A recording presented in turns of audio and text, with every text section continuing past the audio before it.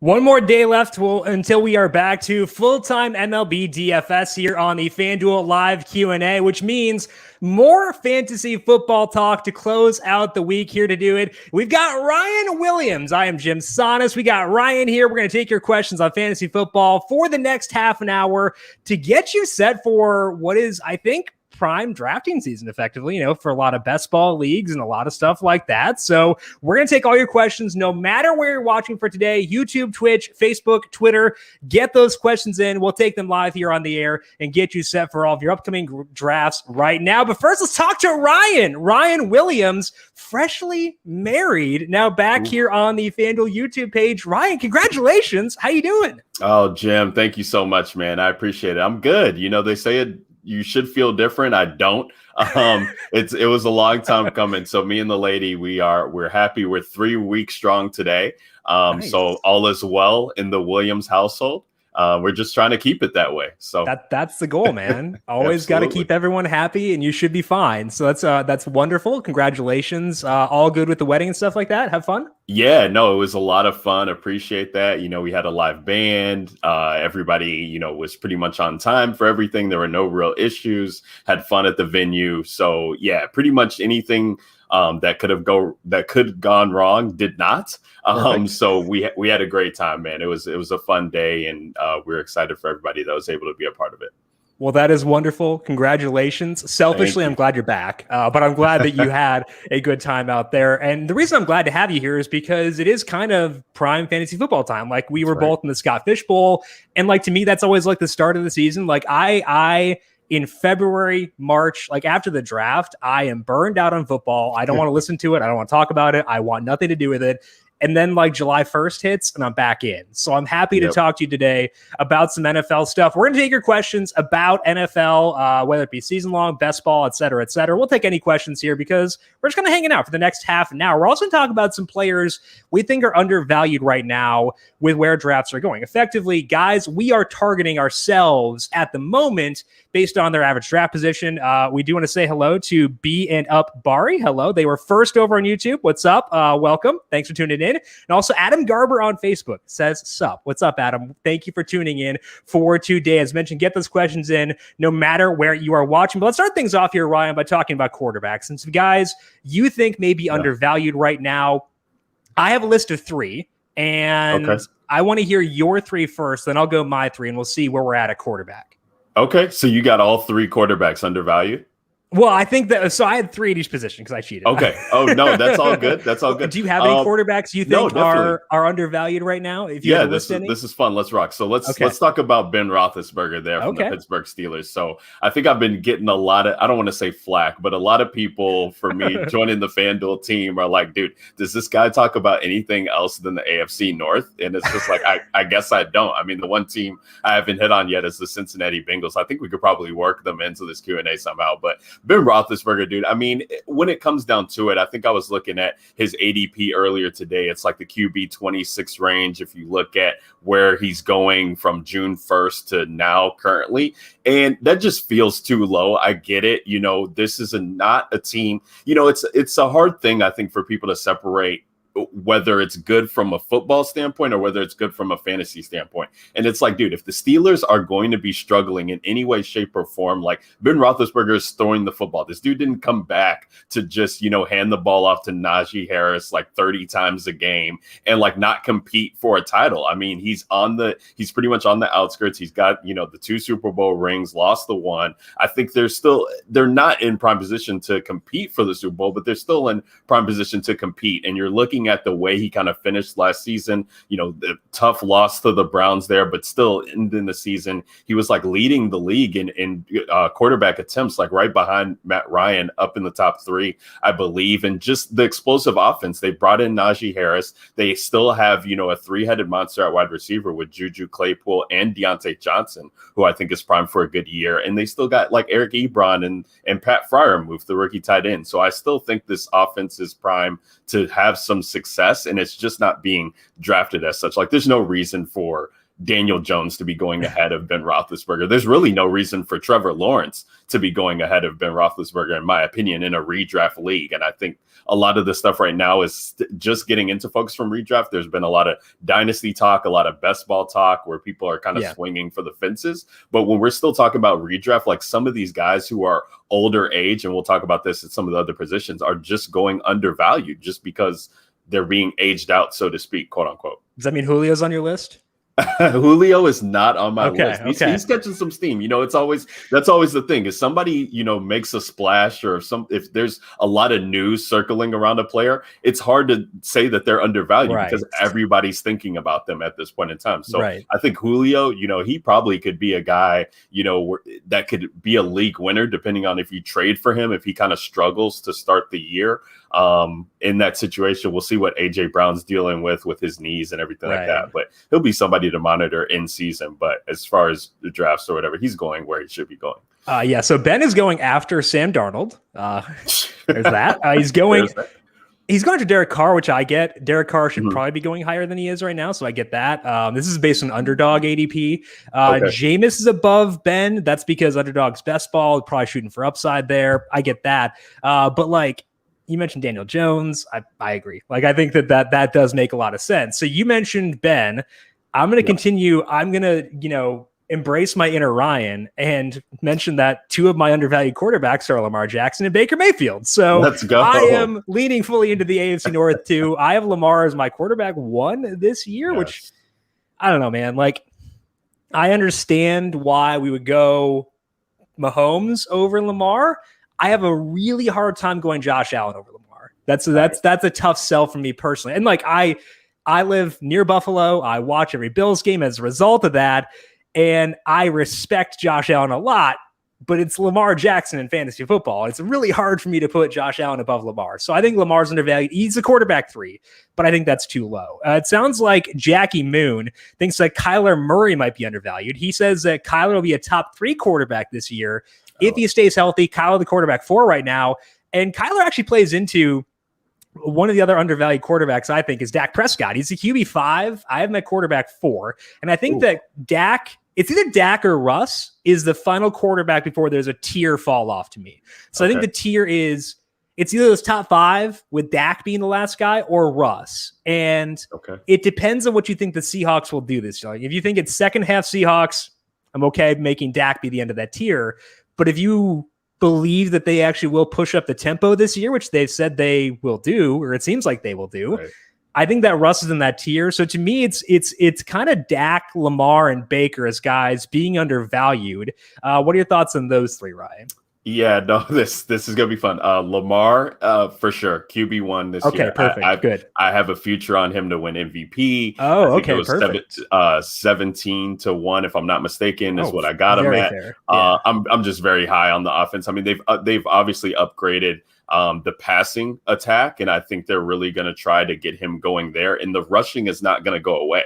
So when you're talking about what his rushing floor is, when this dude's close to rushing for 1,000 yards in a season, plus he's a red zone rushing threat, plus they're going to I think get on the same page with Marquise Brown, Mark Andrews, adding in Rashad Bateman, who's going to just be a stud, I feel like, in the league.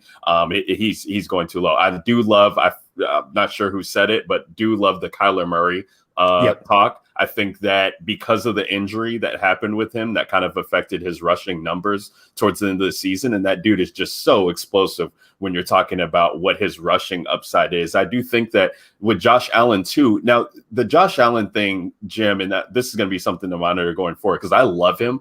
I think that it's kind of tough, and I do have a future on Josh Allen and the Bills to have the best record as well too. But I do think they got to try and get Zach Moss involved, or Devin Singletary, or Matt Breida, whoever it is. He's rushing. I think he's averaging 1,000. What was it? I got to pull up the stat. I got to look through my numbers here. But his numbers are crazy, right? Rushing. But he's obviously the franchise. I think that goes through him, goes through Stephon Diggs. So I could see them trying to limit his rushing numbers, get him more passing as he was becoming more efficient last year, and just try to get one of these other guys involved in the running game. So the other thing too is he's almost too good from a real world perspective, where you kind of want to preserve him. I actually had the thought about Dak, where he's such a good real world quarterback that you kind of don't want him to run.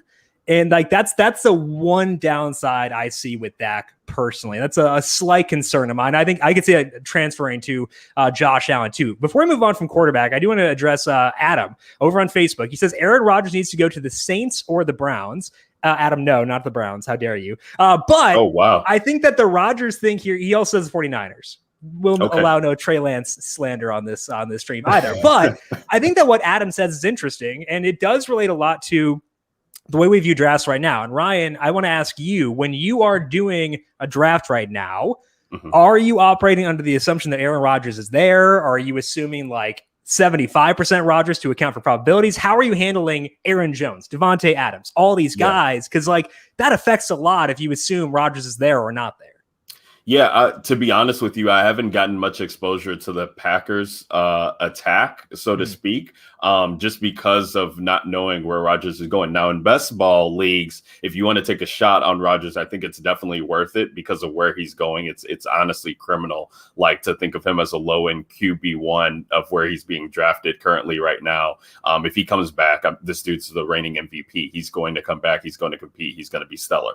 Davante Adams, I think he's going into the round 2 now as far as ADP goes. I mean, he's still kind of a stud, but it's like with Jordan Love, there's too many question marks for me to kind of draft a guy like that. I'd rather go with Calvin Ridley. I'd rather go Michael Thomas. I'd rather just go with somebody who I know, we know what to expect. The red zone numbers for Davante Adams have been astronomical with Aaron Rodgers. I think that definitely changes. So maybe you do lean at Aaron Jones in that instance, somebody who's probably going to be unfaltered, if not be more relied on, because they did bring him back in free agency. If no Aaron Rodgers is there, you got to believe that they're going to try and get him going and maybe run more in the red zone if Jordan Love is not that capable of throwing as it comes to that. So I would just stick to the rushing attack. I think A.J. Dillon's a great late round target if you're going like 0 RB or something like that, is what they've shown in that offense, running a two-headed monster to give Aaron Jones some relief. But I'm staying away from the passing attack at this point. There's just too many unknowns, and we will know something, I feel like, going into training camp with Aaron Rodgers. I'd love to. I think we'll get an idea at least. And at the very least, Jim, I think we'll have a more understanding of how they feel about Jordan Love. And if he really is getting a grasp of the offense or what it is. And I listen, I know the reports, people talk about the reports coming out of training camp and coach speak and this and that. But the earlier on in the offseason is, the more I'm apt to trust what's happening. When it gets closer to preseason games and the season, I think is when we start to see more lying, quote unquote, or people trying to pull the chain to get an edge on the competition. Yeah, I think that for me, when it comes to dissecting coach speak, I trust actions a lot. And the tough part about that is we can't get a real read on actions for quarterback stuff until week 1, because the actions I want to know are, how willing are they to throw? Like, that was the first red flag with Jared Goff and the Rams. It's like, okay, they suddenly became pretty rush heavy. Probably not a good sign for their confidence in him. Same thing with Marcus Mariota and the Titans. Like, they said it. They told us what they thought, and we had to listen to that. So I think that if we get to week 1, Rodgers is still not there, take a close look at what the Packers are doing offensively, and that will tell you their level of trust in Jordan Love. And I think that'll be a key thing for sure. Now let's talk here about some tight ends, because Jerry was asking over on Facebook about whether the Colts should trade for Zach Ertz. And personally, I have no interest in Zach Ertz. I think he is aggressively washed. He was never a guy who was necessarily super athletic. Last year was crazy wild, but like, he actually doesn't even have an ADP right now over on Underdog. So are you looking at Ertz at all, Ryan? And if not, any other tight ends you feel are undervalued right now? I mean, in that same instance, I'd rather go with Mo Alley Cox. Where and Jerry did mention him too. Yeah. Exactly. Go ahead, Jerry. Draft all the Mo Alley Cox that you want. Yep. I'm not really sold on Jack Doyle. We know, listen, Frank Wright, he's a tight end guy at the position. We know Carson Wentz loves to target the tight ends from his time with Zach Ertz and Dallas Goedert, both being on the field, them running 12 personnel there. So, if Ertz were to team back up with Wentz in that situation, that would give me some interest there. But still, you're not going to draft Zach Ertz right now at his stage in the career as a tight end 1. That's right. Somebody who, you're looking at weak fillers or, maybe it's best ball and you hope he gets a pop-up week or two. But yeah, I really do agree with you, Jim. I think Zach Ertz is washed, and really that's probably the best situation for him to go to is with Carson Wentz there in Indy. I think anything else would probably just be a backup role or just, utilized not as a tight end one. Right. I'm on the same board there for sure. And even if he does get traded, you can probably get him at a pretty decent cost then anyway. So there's no need for me to shovel him in right now. Jackie says he's had Chris Herndon as my sleeper the past 2 years with the Jets. Jackie, you're not alone. It's everyone else in fantasy Twitter too. So athletic, but can't seem to stay on the field. Nope, you are correct. I did want to move to running back, but actually got a good question from Alex over on Facebook.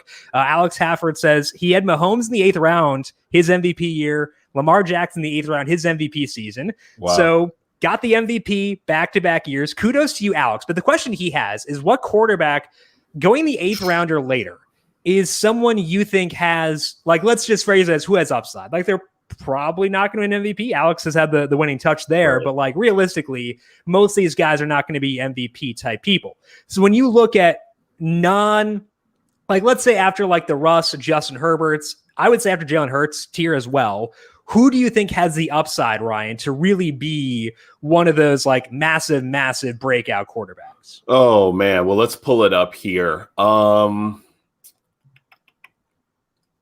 You know what? This is going to be kind of gross. And I'm not sure what round he's currently going in, but let me take a stab at Kirk Cousins here. Okay. I saw your wide receiver undervalues hurry up earlier talking about Justin Jefferson. Indeed. And just thinking about last year in DFS. I mean, this team was, even with Dalvin Cook there being healthy, this team was just so efficient at passing the ball. And it was to two guys. It was Adam Thielen and it was Justin Jefferson. And I remember in DFS, it was are you going to be fading these guys? Because one of them is going to put up 30 points on FanDuel. I mean, it was just, it was inevitable that every week these guys were just going to, and you're looking at what they did to bring in Justin Jefferson, trading Stephon Diggs and getting a gift like that. Yeah. Kirk Cousins definitely has upside. So he's going, I think in the QB 16, QB 17 range is what I'm looking at on the ADP. I'm not looking at underdog like you are, Jim, but I think it's probably got to be around the same way.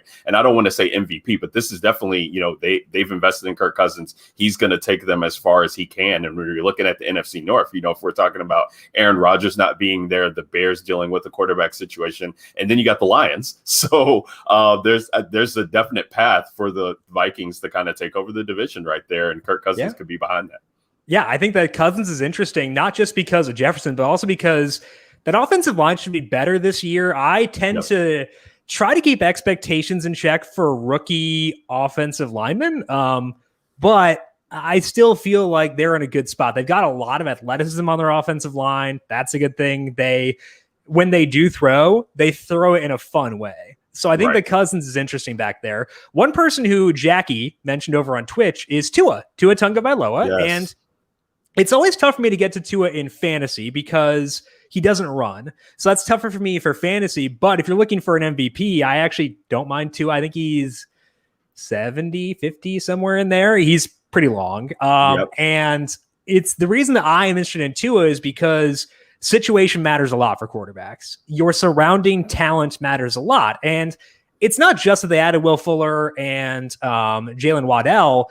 It's also that when Tua was playing last year, he was thrown to Lynn Bowden as his wide receiver one. And no disrespect to Lynn Bowden. Lynn Bowden's amazing and really fun to watch. Yeah. But it's a big deviation. They had so many injuries. Mike Gesicki was hurt. Devontae Parker was hurt. Albert Wilson opted out. And he also came in after Preston Williams got hurt too. So the situation for Tua this year is so drastically different that it's really hard for me to not look at Tua as someone who has a massive difference in his range of outcomes for this year. Jerry says Sam Darnold, good weapons there. I can't get there personally because I grew up a Jets fan and I have way too much trauma from watching Sam Darnold play. I've got Jerry. Chad Pennington's hanging out over here. Wow. We miss the days of Chadwick with the Jets, but so I can't get to Sam Darnold, but Jerry, I think your thought process is right. And it goes back to what we were saying with Tua, where situation matters and Sam Darnold's situation is a lot better. So the thought process I agree with for sure. Okay, let's talk about some running backs who are going later than they should. Ryan, are there any running backs you would tab as being undervalued right now in season-long drafts? Yeah, well, I talked about the Buffalo situation. I mean, Zach Moss right now going at running back 37 is where I saw him over the past 2 months. This is just way too low for a guy who should be the lead back. We don't know. I mean, they're bringing in Matt Breida. He's not going to be the lead back, but maybe he's going to take away some work. He's very capable pass catching back. So maybe that affects Devin Singletary, who's a better pass catching back than Zach Moss as well. So, but I do think, the numbers for Singletary, he was more efficient on less work. So that, is kind of something to think about. And Zach Moss is coming out for the ankle surgery, but all signs point to him being fine. So it's definitely something that I want to monitor, but definitely getting a lead back in an explosive offense where you're talking about outside of the top 24 at the position is just something that I need to, have some shares of when we're talking about Zach Moss there. If his red zone numbers can go up, I think Josh Allen's had like 8 red zone touchdowns. Or 8 rushing touchdowns. They might not have been in red zone, but probably 8 rushing touchdowns in like the past 2 seasons. That's crazy. So I do think they want to, keep him healthy. And so if they can get a lead back, I do like Zach Moss. I also like Kareem Hunt as well. He's going at running back 23. Listen, Kareem Hunt was a stud with Kansas City. We know what this guy can do. He's a Cleveland hometown guy. He loves playing there behind Nick Chubb. And sometimes you can't even say it's behind Nick Chubb. I mean, the way that they utilize that backfield, he definitely has a role. And some might say, yeah, he's going as an RB2 right at the tail end, and that's where he should be going. But then we see the reports of them wanting to kind of limit Nick Chubb's attempts and things like that, carries. And like I said, coach speak at this time, this was like in June that they were saying this. So I'm willing to take them at their word for that. And if we're getting less Nick Chubb and we can get back to, the mid weeks of 2020, when Nick Chubb was kind of banged up, they were using Kareem Hunt well within the red zone, whether that was pass catching or rushing attempts. So he definitely has a role, and this offense is going to be explosive. So I like getting some shares of him as well. So Ryan, my top underrated running back, I need to ask your thoughts on this before I, get too deep into it. But okay. It's a guy named Zach Moss. So funny, you should mention him because I agree. And a lot of it for me stems from the usage in that playoff game before he broke his leg. They were leaning really heavily on him. He had 7 carries and 4 targets early on that game. I don't care about the 7 carries. I could take or leave a carry. They honestly don't matter to me because I come at this from like a DFS perspective. I want to maximize passing volume, and 4 freaking targets on 20 snaps is absurd. It's not sustainable. Like, don't project that out. But if you gave me Zach Moss with hypothetically 13 carries per game and let's say 5 targets per game, that is a really, really good fantasy asset in an offense I'd expect to be very good once again.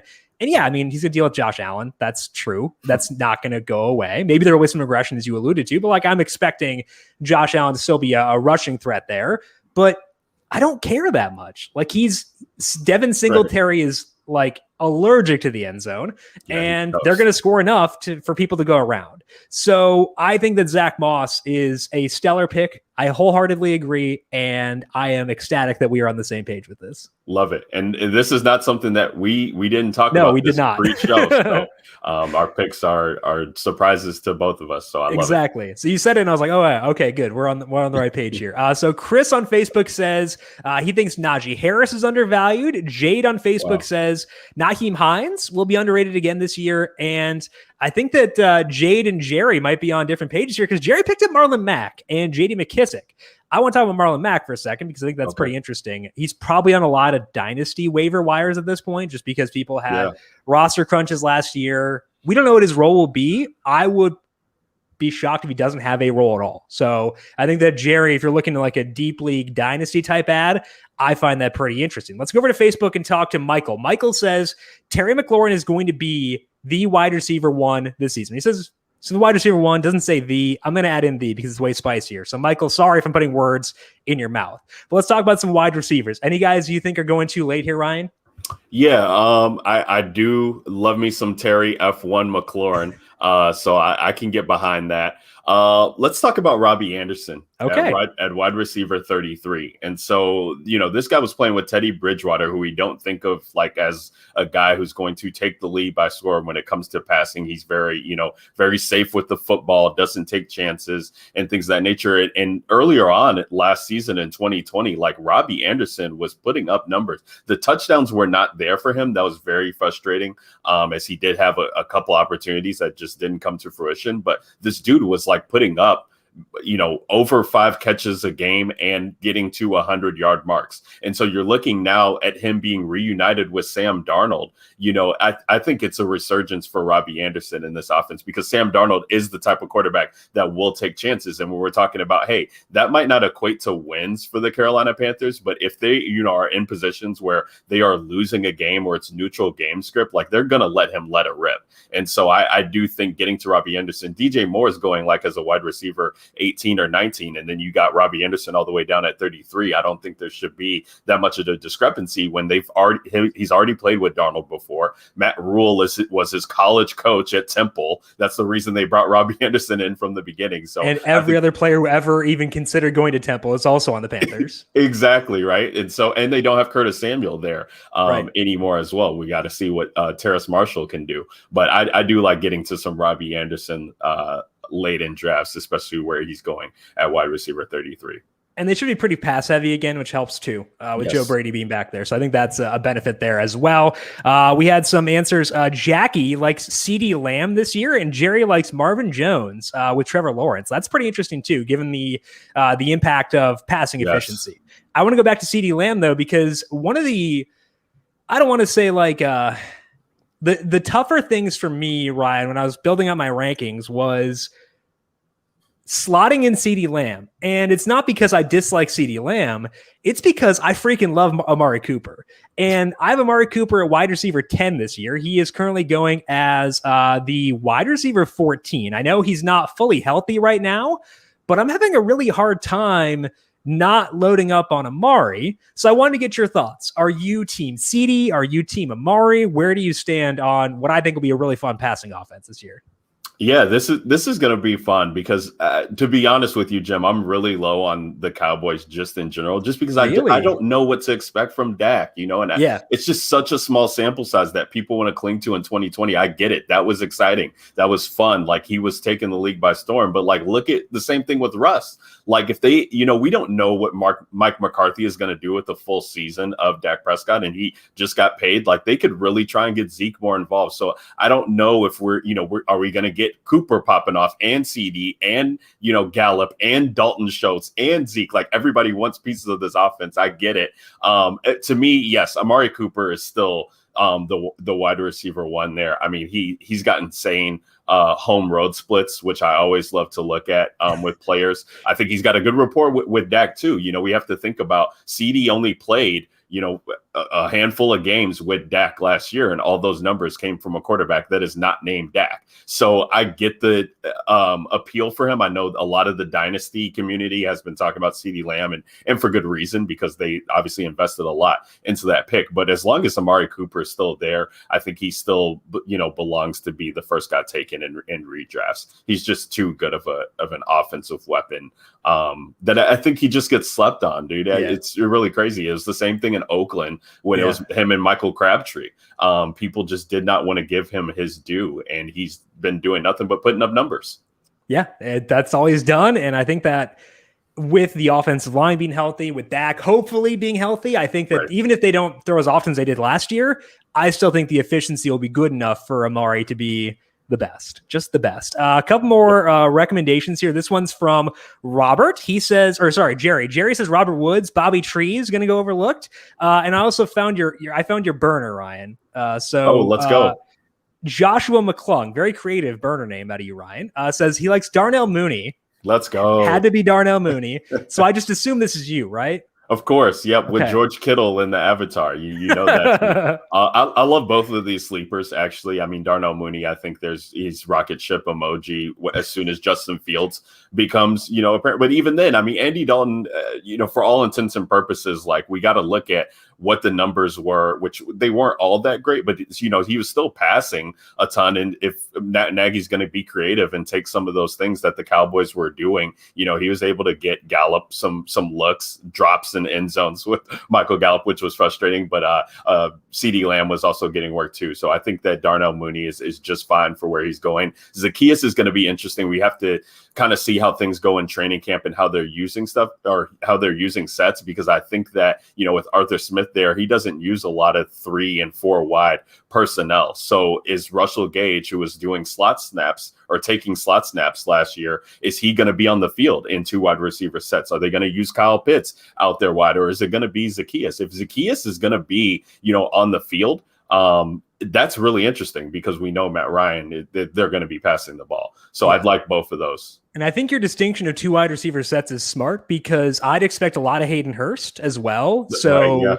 right, 2 tight end sets. I think that you're mentioning specifically what they do in 2 receiver sets is key because I would expect a lot of that this year, just given their personnel. Olamide Zaccheaus, really fun player, but I think that's one thing to keep an eye on there. Okay, so Chris over on Facebook, he says that in his Dynasty League, I traded Justin Herbert and Davante Adams for Patrick Mahomes. So I'm assuming this is a super flex league based on the impact of the quarterbacking discussion. And Chris did clarify too, I'd rather have Mahomes in the 3rd round pick than Herbert and Adams. I also have Derrick Henry. So Davante is giving up a lot. Obviously, we love Davante Adams. Justin Herbert, very young as well. But I think that there is some shakiness there. Davante, he's not like the youngest guy anymore, and we don't know the status of Aaron Rodgers. So would you rather, Ryan, have Mahomes, or would you rather have Herbert plus Davante Adams? That's a tough one. I get it, Chris. So, you're having Mahomes there. I mean, this dude's going to be from leaps and bounds. He's going to be in the top 3 quarterback conversation every year for years to come. Granted, there's no entry there. Right. I think that in Dynasty, I would love to know who his receivers were, because I do think that there is value. That's something, I'm just getting dabbled into Dynasty over the past couple of years. So I'm not a Dynasty, religious player by any way, stretch of the form, but just having those dynamic receivers, I think can really, set you apart when you're talking about years and years and years. And I still think Davante Adams has, a couple of years left in the tank. Even if it's not with Aaron Rodgers, he's still a dynamic player at the position. So I think he might have given up too much for me to get Mahomes if we think that Herbert is the real deal.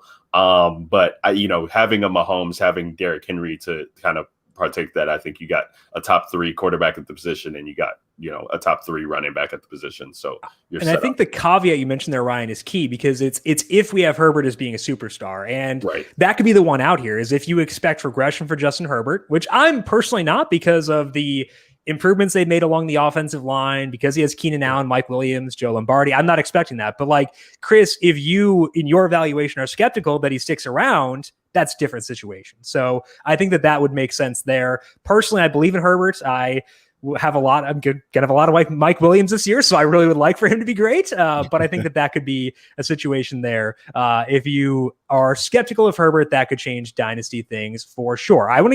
We're going over time here. Sorry, Ryan, but there is one more question here from Jerry. I have a question. I have a choice between Wentz and Stafford. Your guys' opinion, which route should I go with? For me, this is Stafford by a significant margin. Ryan, what about you? Well, yeah, because one of them throws the ball to Cooper Kupp. So goodness. I lobbed it up for you. Didn't even realize that my arch nemesis Cooper Kupp would be brought up here because of my own mistake. It was Kobe and Shaq there. Very nice, Jim. I appreciate that. No, all things to consider, it is Stafford by a large margin. I mean, I got the Rams. Whatever they were, plus 1,600, 16-1 to have the best record in the NFL. I mean, you're just looking at what Sean McVay's been able to do, and that was with Jared Goff. Now you're getting Matthew Stafford. Tread lightly here. Tread lightly about my boy Jared. Hey, I'm just saying, you're looking at the wins there. They've been competing, and I do think that Matthew Stafford is a better quarterback than Jared Goff. So, and especially for fantasy purposes, you're looking at the weapons he has. I mean, Robert Woods, I saw somebody talking about him in the chat. He's I don't know if he's going to go overlooked. I think it was Jerry who brought this up too. I don't think he's going to go overlooked. I think if people have come around to saying that Robert Woods is going to be a wide receiver 1 this year. So, tread lightly where you're taking Robert Woods, because I think that a lot of people are on him. But then we, look at a guy like Tyler Higbee too, and the way that Matthew Stafford has liked to favor the tight end in some instances as well. I think Tyler Higbee is one of those guys who's going to go overlooked. Wentz, we need to see it first. I think that they set up a system for him to succeed. I think it's probably one of the best situations that he could be in. He's got a great running back behind him, great offensive line in front of him, which was one of the things that he did not have in Philly. They weren't healthy. We still, the word kind of still out on these weapons. We're talking about guys like Mo Alley Cox, and then, Paris Campbell's coming back from injury. Michael Pittman's only in his second year. T.Y. Hilton is pretty much on the way out. So I don't know what his receiver options look like to be explosive enough to put him above a guy like Stafford, who has Akers, Woods, Kupp, and a very good offensive line as well. Exactly. Right, exactly. So I agree. It's Stafford by a significant margin, but Jerry is on hashtag Team Jared. So he said, ease off Jared. So we have Jerry. Thank you for defending our boy, our savior, Jared Goff. Mostly in jest, but also kind of not. If you know me well enough, it's only kind of joking when I talk about Jared Goff.